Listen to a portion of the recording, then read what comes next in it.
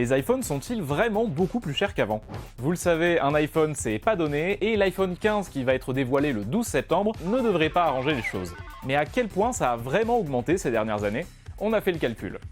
Du côté des modèles classiques, on est parti de l'iPhone 3G avec à peu près 500 € en 2008, un prix qui augmente vite, puis un peu plus lentement, mais toujours de manière assez régulière. Puis en 2019, coup de théâtre, le prix diminue, et il reste même à ce niveau l'année d'après. Sauf que sur les deux derniers modèles, c'est de nouveau l'explosion. Alors toutes ces hausses, ça fait combien? Eh bien en 15 ans, le prix de l'iPhone d'entrée de gamme a tout simplement doublé. Évidemment, c'est en partie justifié, entre un iPhone d'il y a 15 ans et un iPhone d'aujourd'hui, les performances n'ont rien à voir. Mais en 2008, un iPhone d'entrée de gamme, ça vaut à peu près la moitié d'un SMIC net, alors que l'iPhone 14, c'est les 3/4.